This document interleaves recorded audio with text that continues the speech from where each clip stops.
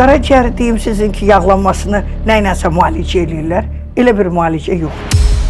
Dərman müalicəsi yox. Xeyr, verilənlər, deyilənlər də hamısı mənasız bir şeylər. Qaraciyərin funksiyası pozulanda öd kisəsində narahatçılıq başlayır. Ümumiyyətlə, həddindən artıq vitamin qəbulu gələcəkdə hansısa bir orqanımızda fəsad yarada bilərmi?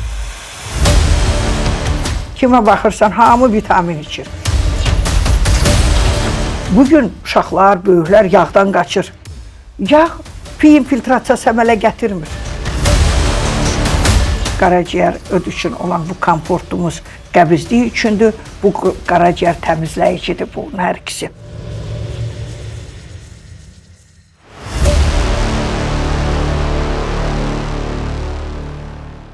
Hər birinizi xoş gördük, dəyərli dostlar, dəyərli izləyicilər. Bugün mövzumuz qaraciyər yağlanmasıdır. Son dövrlər insanlar arasında qaraciyər yağlanması problemlərinə çox rast gəlinir. Hətta spirtli içki qəbul eləməyən şəxslərdə belə ultrasəs müayinəsi zamanı bu problem ortaya çıxır. Çox maraqlıdır. Bu mövzu ilə bağlı bizə müraciət edən izləyicilərimiz çoxdur. Ümumiyyətlə, qaraciyər yağlanması nədir, necə yaranır və əlamətləri nələrdir? Ümumiyyətlə, qaraciyər yağlanması müalicəsi doğru şəkildə necə aparılmalıdır? Bugün bu məsələyə toxunacağıq. Studiyamızın qonağı dəyərli həkimimiz, İxtiraçı alim, fitoterapevtlər İctimai Birliyinin sədri Məlahət xanım Qəhrəmanovadır. Xoş gördük. Çox sağ olun, xoş gördük biz də sizi. Necəsiz Məlahət xanım? Sağ olun, təşəkkür eləyirəm. Sizin videoları həmişə izləyirdim, mənə də çox maraqlı idi. Dəvətiniz üçün təşəkkür eləyirəm. Çox sağ olun. Bugünkü mövzumuz qaraciyər öd xəstəliklərdir. Bəli.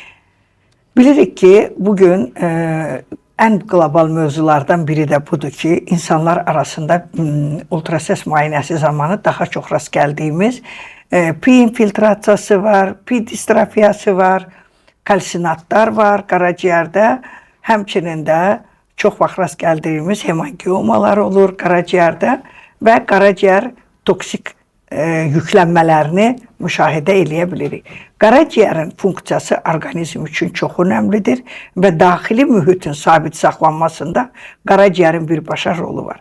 Qaraciyərin xəstələnməsində ən çox hansı amillərdir? Əsas 4 amil durur ki, bunlardan birincisi deyərdim ki, xroniki hepatitlər, viruslar, məsələn, bakteriyalar, infeksiyalar və həmçinin də parazitar xəstəliklər. Bunlar qaraciyərə mənfi təsir göstərən amillərdir. İkincisi deyərdim ki, medikamentoz müalicələr. Medikamentoz müalicələr ən çox dərman vasitələrindən istifadə edən, uzun müddət dərman həblərdən, tabletkalardan məcburi şəkildə istifadə edən insanlar var ki, istər kardioloji, istər hormonlar problemləri olan insanlar, böyrək xəstələri uzun müddət dərman içmək məcburiyyətindədir və bu da qaçılmazdır. Üçüncüsü deyərdim ki, ən çox kobud qida, orta həyat tərzi, düzgün qidalanmama, aşırı yağlı, un məhsullarına, çörəyə meyilli insanlar. Dördüncüsü isə deyərdim ki, alkollü içkilər, pis vərdişlər, narkotika aludəçilik, yersiz deyərdim ki, bu depressiya əleyhinə olan dərmanları artıq doza ilə içənlər, bunlar da təbii ki, bu amillərdən biridir. Qaraciyərin rolu orqanizmi laborator funksiyasını icra etməkdir. Orqanizmə düşən bütün zəhərli maddələrin zərərsizləşməsində qaraciyərin birbaşa rolu var. Həmçinin də bilirik ki, bizim vitamin depomuzdur. Ona görə qaraciyər orqanizm üçün çox önəmlidir və saydığım hər bir amillər qaraciyəri yüklüyür, toksik təsir yaradır. Qaraciyərin xəstələnməsinə, pi infiltrasiyasının yaranmasına saydığımız həmən bu 4 amil, dediyimiz kimi oturaq həyat tərzinin olması, normal qidalanmama, medikamentoz müalicələr, həmçinin də infeksiyalar, bakteriyalar. Bunlar qaraciyəri məhv eləyən amillərdir. Qaraciyər xəstəlikləri deyilənə görə səssiz irəliləyir və bəzən də təsadüf nəticəsində, yəni ultrasəs müayinələrində üzə çıxır. Hansısa bir xırda bir əlaməti yoxdurmu? Yəni biz bilək ki, bizə qaraciyər yağlanması. Baxın, qaraciyər həqiqətən lal orqandır. Heç bir əlamət hiss elətdirmir. Amma burada bir gözəl məqam var ki, qaraciyərin funksiyası pozulanda öd kisəsində narahatçılıq başlayır. Bəzən insanlarda sağ qabırğa altı nahiyədə, ağrıların olması, küt şəkildə kürəyə o ağrıların verməsi, insanlar qaraciyərdən narahat olmur, amma öd kisəsinin funksiyası pozulduqda təbii ki, öd qaraciyər bir-birindən əlaqəlidir. Çünki ödün möhtəviyyatı qaraciyərdən gələn məhsuldur. Qaraciyər zəhərli maddələri zərərsizləşdirərək öd kisəsini ötürür. Öd kisəsinin də funksiyası qaraciyər normal olmadıqda pozulmağa başlayır. Nə yaranır? Qəbizlik yaranır, köp yaranır, gəyirmə yaranır, ürək bulanma yaranır, halsızlıq yaranır. Belə xəstələrdə dəridə qırmızı tünd ləkələr əmələ gəlir. Bəzən ət xallarının artması müşahidə olunur. Xəstə bunlarda başqa şeylər axtarır. Amma əslində bu narahatçılıqların əksəriyyəti məhz qaraciyərin xəstələnməsindən başlayır. Və insanlar halsızlıq, yorğunluq, təzyiqin yüksəlməsi, ürək bulanması, baş ağrısı, məsələn deyirik lal orqandır, amma onun funksiyasında pozulma olanda bu əlamətlər başlayır. Qəbizliyi olan insan qaraciyərdən görmür. Qəbizliyi olan insan gedir mədə-bağırsaq müalicə eləyir. Öddən şübhələnmir. Gedir işlədici dərmanlardan istifadə edir. Amma həqiqətdə isə qaraciyərin funksiyası pozulursa, ödün funksiyası pozulur, öd sekresiyası normal ifraz olunmadığı üçün nə olacaq? Həzm prosesi ləngiyir, qaraciyərdə olan həmin o əlamətləri biz orada qaraciyərdən görmürük bunların heç birini. Bağırsağım yaxşı işləmir, tənbəl bağırsaq da ola bilər, peristaltika zəif ola bilər, qaraciyərin amma funksiyası pozulan zaman bunlardan da baş verir. Hormonal dəyişikliklərin də olmasında qaraciyərin böyük rolu var.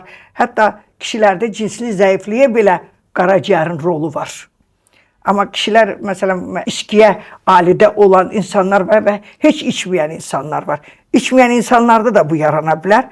Düzgün qidalanmama, normal yuxunun olmaması, oturaq həyat tərzi, ya içdikləri medikamentoz müalicələr, bunlar da qaraciyəri yükləyə bilər və qaraciyərdə o pi infiltrasiyası yaranar. Onu da qeyd edeyim ki, bugün Ümumdünya Səhiyyə Təşkilatının son məlumatlarına görə qaraciyər dərmanları yetərincə deyil. Dünyada yetərli deyil. Çünki içdiyimiz, yediyimiz hər bir qida qaraciyərdən filtr olunur.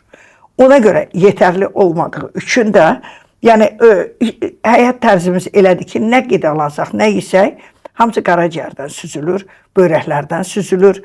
Həzm sistemimiz normal çalışmadıqda lazım olan vitaminlər bağırsaqlara sorulmur.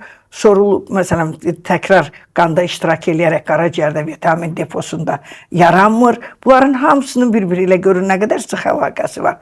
Ona görə qaraciyərin funksiyası orqanizm üçün çox önəmlidir. Burada nə edə bilərik?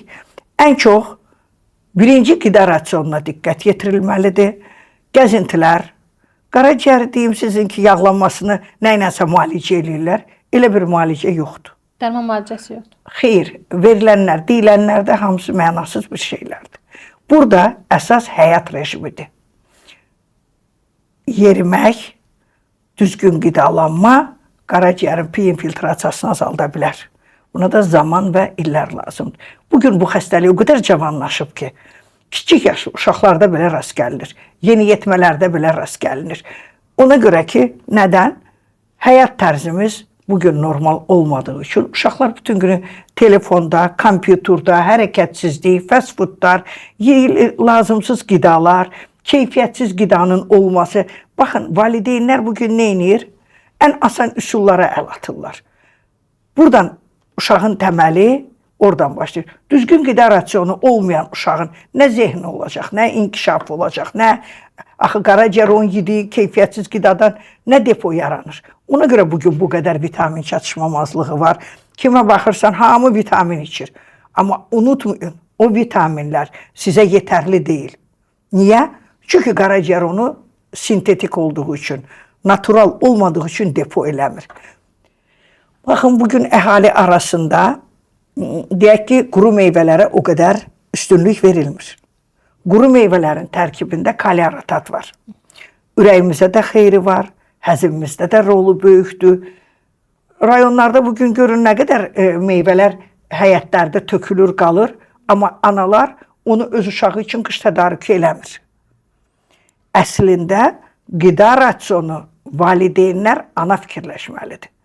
Əgər bir uşaqda mədə-bağırsaq problemi yaranırsa, qurd yaranırsa, qaraciyər problemi yaranırsa, vitamin çatışmamazlığı yaranırsa, axtarıb baxsaq görəcəyik ki, o uşağın yediyi qida keyfiyyətsizdir, həyat tərzi normal deyil, yuxusu normal deyil, mədə-bağırsaq həzm sistemi normal deyil. Bilirsiniz nə qədər qəbizliklə uşaqlar müraciət edir bizə? 10 günlə, həftələrlə bayıra getməyən uşaqlar var. Bu uşaqların bədənində nə olacaq? Toksik təsir. O nəcisdən təkrar bağırsaqlarda zəhərli maddələr sorulur qana. Və o bağırsaqlar, bizim ikinci beynimiz boşuna deməyiblər ki, bağırsaqlar çox önəmlidir normal fəaliyyəti. Qaraciyərin funksiyası pozulursa, ödün funksiyası pozulursa, mədə-bağırsaq həzm sistemi işləməyəcək. Kalsi. Kalsi sorulma prosesini gücləndirir. Uşaq yediyi keyfiyyətsiz qidadan. Səhərlər, Sovetlər dönəmində, biz kiçik olan zaman nə edirdilər? Səhər yuxudan duran ki, bizə şirin çay verirdilər. Pendir, yağ, şirin çay. Siz onlar elə belə deyildi. Bəlkə də bu kütləvi hal almışdı, hamı da belə idi. Amma baxın, şirin çay çox önəmli idi ödqovucu kimi. Çox qəşəng təsiri var. Pendirin də təsiri var, yağın da. Bugün uşaqlar, böyüklər yağdan qaçır. Yağ piy infiltrasiyası əmələ gətirmir. Düzgün qidalanmama, keyfiyyətsiz qidalar da onu yaradan. Amma insanlar elə bilir ki, mən yağ yeməyəcəm, qoyun əti yeməyəcəm, quyruq yeməyəcəm, məndə piy infiltrasiya. Məndən çox quyruq yeyən yoxdur, qaraciyərim gül kimidir. Niyə görə deyirəm? Yəni, quyruğun özü birbaşa D vitaminidir. Gedir, günlərlə, flakonlarla D vitamini içirlər. Yumurta, məsələn, quyruq, balıq məhsulları, bunların hər biri orqanizm üçün lazımdır. Uşaq yemir. Valideynlərdə belə bir söz var. Uşaq çox qəşəng yeyir. Valideyn onun qabağına kalbasanı, sasiskanı qoyanda, fast foodu hazır işdən gəldi, işləyir, bəzi insanları başa düşmək olar. Amma o hazır yediyiniz qidalardan, o keyfiyyətsiz adlarını çəkmirəm, o aldığınız məhsullar ki var, nə bilim, hamburger, kartoşka fire, nə bilim, baxın o kartoşkalar, siz bir saatdan sonra o kartoşkalar nə günə düşür? Qupquru ağac kimi olur. Niyə? Çünki keyfiyyətsiz qidadır. Keyfiyyətsiz qida isə bizim qaraciyərimizdə dediyiniz o piy infiltrasiyasını yaradır, bağırsaqlarımızda həzm prosesini pozur, ödümüz yaxşı süzmür, qaraciyər yüklənir. Bunların hamısı get-gedə orqanizmdə öz fəsadını göstərir. Xanımların əksəriyyəti estetik, mən özüm də sevirəm estetiki. Demirəm ki, eləməyin, hər bir qadın gözəl olmaq istəyir. Öd pigmentasiyası, öd süzməyəndə yaxşı. Öd pigmentasiyası dəridə ləkələr əmələ gətirir. Qaraciyərin funksiyası pozulubsa, dəridə tünd qəhvə ləkələrin əmələ gəlməsində, ət xallarının əmələ gəlməsində, qırmızı xalların əmələ gəlməsində bədəndə birbaşa qaraciyərin ödün rolu var. Əgər bir insanda qəbizlik varsa, o yuxudan duranda o rəngini güzgüdə nə görəcək? Boğunuq, halsız, yorğun, şişkin, gecə bəzən tutma şəkilli qaşınmalar olur yaşlı nəsildə. Niyə? Öddə olan qatlaşma çöküntü verir onu. Onlar qana sorulur, qanda sinir uclarını qıcıqlandırır, gecə başlayır tutma şəkilli qaşınmalar. Bunların hamısını qaraciyər ödəmisiz nə qədər danışmaq olar? Həzm yaxşı olmayan yerdə bağırsaqlar işləməyəcək. İşlədiciləri istifadə edirlər. Mən də bitkiləri sevirəm. Cürbəcür bitkilərdən istifadə edirlər. Amma o bitkilər nə edir? Onlara müvəqqəti təsir edir. Niyə? Çünki ödün müalicəsi yoxdur. Həzmi verən öd turşusudur. Öd normal ifraz olunub bağırsaqlarda sorulma prosesini yaratmırsa, təbii ki, qəbizlik yaranacaq. Qəbizliyin olması isə nəyi göstərir? Köp olacaq, təzyiq yüksələcək, ürəkdə taxikardiya yaranacaq. Çünki köp diafragmanı sıxır. Diafragma sıxıldıqda ürəkdə taxikardiya, ürək döyüntüsünün artması müşahidə olunur. Təzyiq yüksəlir, qan təzyiqi yüksəldi, xolesterinin miqdarı artdı, xəstə başlayır başqa şeylər axtarmağa. Amma qəbizlik normal müalicə olunmağı üçün birinci növbədə qaraciyərin ödün funksiyası normal olmalıdır. Əgər qaraciyərin ödün funksiyası normal deyilsə, təbii ki, qəbizlik olacaq. Məsələn, deyirlər ki, mən uşaq vaxtı sarılıq olmuşam.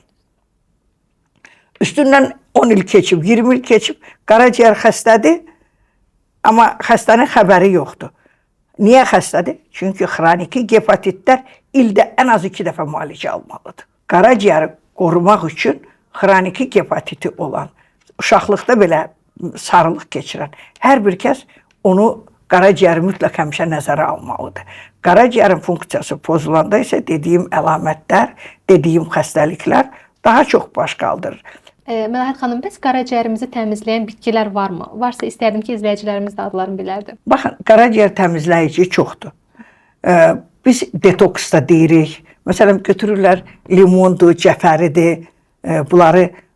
Bu çox yaxşı prosedurdur. Hətta ora bir diş sarımsaq da qata bilərsiniz, limon da əlavə eləyə bilərsiniz ki, bu qaraciyəri ödü təmizləsin. Amma orada, məsələn, cəfərini, petroşka deyirik də, onu kərə özü çox istifadə etdikdə, bəzən sonradan böyrək daşı olanlar da təhlükəlidir, olmaz. Öd daşı olanlar da istifadə etmək qorxuludur. Çünki o öd qovucu yaxşı təmizləyici təsiri var.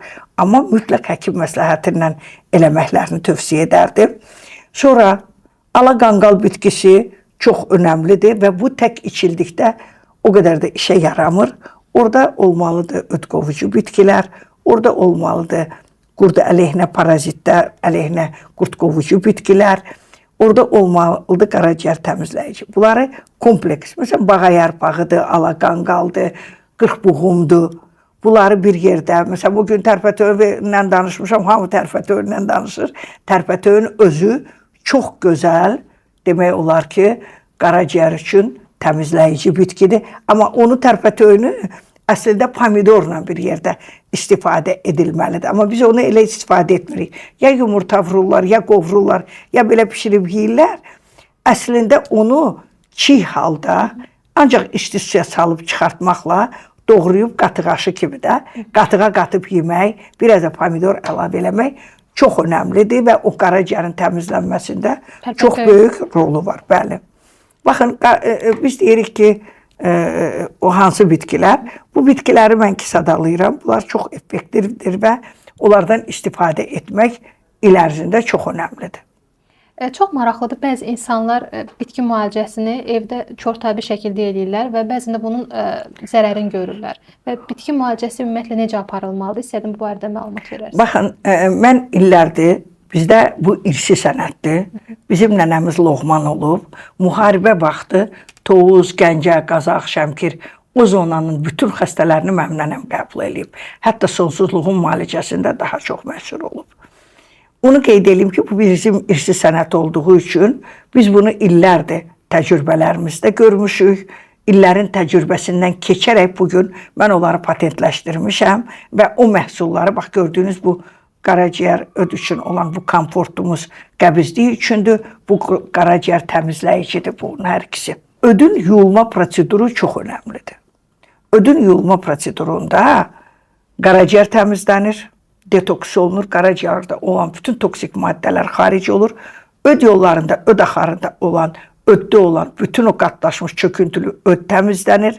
Mədə-altı vəzdə olan öd qalığı təmizlənir. Onunla da yanaşı bağırsaqlarda olan, bağırsaq xovlarında olan bağırsaq daşları, nəcis kütlələri orqanizmdən təmizlənir. Bir insanın bədənində 25 kiloqrama qədər, 18-dən 25 kiloqrama qədər nəcis kütləsi olur. Biz bəzən qarnımızın şişkin, qarnımızın bölgəsal şişkinliyini düşünürük. Ən çox da orada toplanmış o qaz, köp, həmin o bağırsaqlardır ki, bizi o qədər abartılı göstərir. Ona görə ən azından ildə 2-3 dəfə bağırsaqları təmizləmək, öd yollarını təmizləmək, qaraciyəri detoks edib və tam təmizləmək lazımdır ki, orqanizm yüngülləşir, yenilənir və tam rahat ola bilir. İnsanlar ən çox son dövrlər yağlardan qorxurlar. Marketdə satılan mənşəyi bilinməyən yağlardan daha çox istifadə etməməyə çalışsalar da, yenə də istər-istəməz hansısa bir restoranda ya yediyimiz fast foodların tərkibində biz o qidaları qəbul edirik. Qaçılmazdır. Ümumiyyətlə həyatımızda bu yağların yeri nə qədər olmalıdır və biz hansı yağlara üstünlük verməliyik? Mənim öz aləmimdə bayaqlar mən niyə dedim şirin çay, yağ, çörək. Yağ mütləq səhər tezdən ən azından 50 qram, 30 qram, 20 qram belə olsa hər kəs qəbul eləməlidir. Biz Avropa ölkələrinə, xarici ölkələrə gedəndə birinci ilk növbədə bizə yeməkdən qabaq, hər şeydən qabaq oturan kimi birinci bir balaca yağ və çörək gətirirlər. Yağ mədə üçün, orqanizm üçün təmiz şit yağ çox önəmlidir. Mən belə yağlardan istifadə heç etmirəm. Heç bir duru yağdan istifadə etmirəm. Heç evimdə də gəlsəniz olan heç biri yoxdur. Hətta zeytun yağı belə yoxdur.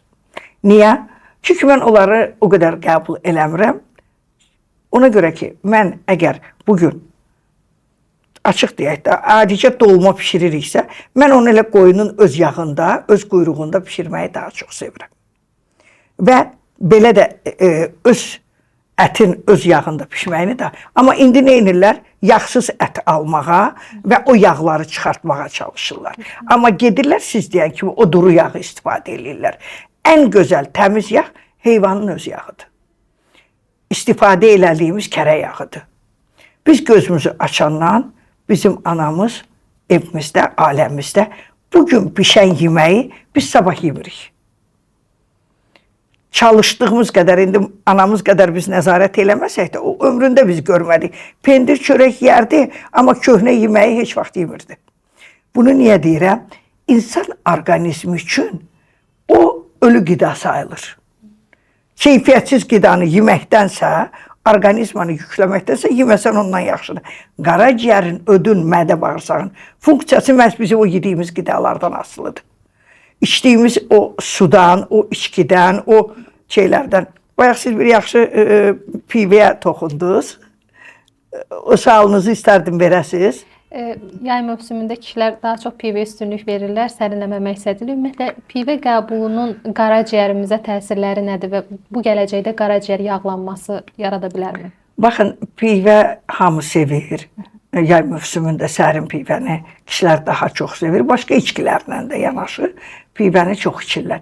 Pivə, bəli, piyələnməyə çox təkan verən bir amildir. Çünki buğda unundan hazırlandığı üçün buğdadan bəzən də hazırlanır pivələr. Yəni, indi təmiz pivədən danışırıq. O, təbii ki, qaraciyəri yüklür. Qaraciyərdə istənilən spirtli içki, alkollü içki qaraciyərə mənfi təsir göstərir. Amma yaxşı olar ki, insanlar qaraciyərini qorumaq üçün öd yolları, öd axarının normal fəaliyyəti, bağırsaqlarının normal fəaliyyətini nəzərə alaraq pis vərdişlərdən uzaq olsunlar. Bir var içkini içərlər, bir də onlar da içmək insandır. Hər bir kəs indi onu o da alınmalıdır. Amma aşırı dərəcədə içki istifadə edən insanların qaraciyərini məhv eləmiş olur. Çünki qadınlarda xroniki xolesistit daha çox olur. Kişilərdə isə hepatitlər, məsələn, qaraciyər problemləri həmişə qabarıq olur. Amma biz nə istəyirik? Biz istəyirik ki, düzgün həyat tərzi, gəzintiləri çox etsinlər, pi infiltrasiyasının qarşısını almaq istəyirsinizsə, qaraciyərinizin sağlam olmağı istəyirsə, dediyim həmin o 4 amili mütləq nəzərə alın. Və ilk öncə həyat tərzi, oturaq həyat tərzindən qaçmaq, keyfiyyətli qidalara üstünlük vermək və vitamin deposunu yığmaq üçün sizin bugün mövsümü gözəl meyvələrimiz var. Azərbaycanın təbiəti o qədər zəngindir ki, baxın, tut bizim ən sevdiyimiz bir tut doşabı. Tut doşabını müalicə üçün istifadə eləyə bilərik. Amma o xalasasdır da, o ki, apteklərdə satırlar. O da elə bəhbəzin bir növüdür. Əvvəllər, məsələn, itburnunun siropu da var idi. İtburnunun siropu qaraciyər üçün birincilidir. Hepatitli olan xəstələr, ən çox da hepatit B-si olan xəstələr itburnunun ləçəyindən hazırlayıram mən xüsusi dərmanlar. O çox gözəl itburnunun ləçəyindən hazırlanan. O vasitə elə bil varinə kimi olur da, onu mən xüsusi hazırlayıram. Onun immun sistemi möhkəmləndirdiyi üçün qaraciyəri təmizləyir və qaraciyər üçün çox önəmlidir. Biz ən çox Rastarovşa Alakanqalı tanıyırıq, amma o daha effektlidir. Bayaq Məlahət xanım dərman qəbul etməkdən danışdıq. İndi müasir dövrdə ürək-damar xəstəliklərini bilirik ki, əziyyət çəkən insanlar çoxdur. Özəlliklə stent qoyduran şəxslər var, yaşlılarımız çoxdur. Ümumiyyətlə mütəmadi olaraq dərman qəbul edən şəxslərin əlavə olaraq qaraciyər təmizlənməsinə ehtiyacı varmı? Baxın, uzun müddət dərman içən insanlar bir müddət sonra onlar qaraciyərdən əziyyət çəkməyə başlayırlar. Gedirlər bir müddət sonra mədə, bağırsaq, öd qaraciyər, çox güclü psixotrop dərman içənlər qəbizliklə daha çox üzləşirlər. Ürək qan damar sistemində istifadə olunan dərmanlar, bunların da qaraciyərə öz toksik təsiri ola bilir. İstənilən ümumiyyətlə kimyəvi dərmanlar təbii ki, qaraciyərə mənfi təsirini göstərə bilir. Bunun qarşısını almaq üçün ildə ən azı bir dəfə, 2 dəfə ödün yuyulması proseduru çox önəmlidir. Öd yolları, öd axarı təmizlənəndə, qaraciyər təmizlənəndə, detokslar olunanda təbii ki, orqanizm daha çox yüngül və rahat ola bilir. Əgər belə hallarla üzləşirsinizsə, Nərgiz klinikasında ödün yuyulma proseduru aparılır. Bu prosedur istənilən yaş dövründə 13 yaşdan sonra, 15 yaşdan sonra hər kəsdə bu prosedur aparıla bilər və uzun müddət bu dərman preparatlarından istifadə edən insanlar ödün yuyulması üçün Nərgiz klinikasına müraciət edə bilərlər. İstərdim ki, vitamin qəbulundan da danışardıq. Müasir dövrdə dediyimiz kimi bəzi qidalardan biz həmin vitaminləri ala bilmədiyimiz üçün kənardan əksər insanlar çox vitamin qəbul edir. Multivitamin kompleksləri, D vitaminləri. Ümumiyyətlə, həddindən artıq vitamin qəbulu gələcəkdə hansısa bir orqanımızda fəsad yarada bilərmi? Baxın, içdiyimiz çoxlu vitaminlər bizim qaraciyərimiz depo eləmir. Müvəqqəti eləyir. Baxın, adi götürək qan preparatlarını ən çox anemiyası olan insanlar dəmir preparatları içirlər, feritini aşağı olan, dəmiri aşağı olan insanlar daimi hansısa qan yaradıcı dərman. Amma görürsünüz ki, 3 aydan, 6 aydan sonra gənə qan düşür. Yoxdur. Niyə? Çünki qaraciyər onu depo eləmir. Buna görə tək o deyil, D vitaminini çox içirlər insanlar bugün. Baxırlar ki, qaraciyərdə depo yoxdur. Bəzən gedirlər, analizi verirlər, müvəqqəti qalxıb, 2 ay sonra, 3 ay sonra verəndə görürlər, yenə yoxdur. B-dir, kalsidir, dəmirdir. Bugün çox istifadə olunur bunlar. Amma nə etmək olar? Siz bunları natural qəbul eləməyə çalışın. Natural onları qəbul eləsəniz, qaraciyərdə, öddə olan o problemləri aradan qalxmış olursa, qaraciyər bütün vitaminləri natural qəbul eləyir. Sintetik olan dərman preparatlarını qaraciyər çox saxlamır və o D vitamininin azlığı da məhz oradan yaranır. Çünki çox insanlar gəlir ki, 3 ay qabaq vermişdim, D vitaminim yaxşı idi, bu günlər özümü halsız hiss elədim, yorğun analiz verdim, gördüm ki, D vitamini aşağıdır. Niyə? Çünki qaraciyər depo eləmədi. Onun üçün nə etməlisiniz? Məsələn, qan, dəmir çatışmamazlığı olan insanlar qaraciyərdən istifadə eləyin, malın, quzunun qaraciyərindən, malın iri sümüklərindən istifadə eləyin. D vitamini əski olub, uzun müddət D-dən əziyyət çəkən insanlar ən azı gündə 2 yumurta yesin. Qoyunun quyruğundan, yenə də bu qoyunun quyruğundan mən əl çəkmirəm. Deyirəm, niyə? Çünki əsl baza ondadır. Balıq məhsullarından istifadə eləyin. Mən çox verilişlərimdə də deyirəm, balıq məhsullarını sevirəm. Amma onlar təmiz bişmiş, düzgün bişmiş olduqda insana faydası var və normal istifadə olunmayanda bəzi parazitlərin qurdun yaranmasına səbəb olur. Ona görə çalışın, qida rasionunuz zəngin olsun, tutdu, bəhməzdir. Məsələn, çox qəbizliyi olan insanlarda qara qəbalıdır, əncil qurusudur. Bax, bunları çox istifadə edin. Bu aylarda onlardan istifadə edin. Qısa bir reseptdə deyim ki, bağırsaqları yaxşı işləməyən insanlar əriyin, svejdə təzə əriyin tərkibində də kali çoxdur və D də var onun tərkibində, həm də A vitamini çoxdur. Yaxşı olar ki, yay aylarında ac qarına 2, 3, 5, 10 ərik də yeyə bilərsiniz. O, peristaltikanı çox yaxşı bərpa eləyir, lazım olan minerallar orqanizmə sorulur və bağırsaqların fəaliyyətini artırır. Sağlam qidalanmadan danışdıq, qaraciyər sağlamlığından, öt sağlamlığından və bağırsaqlarımızdan. İstəyirəm ki, son olaraq izləyicilərimizə tövsiyələrinizi verəsiniz.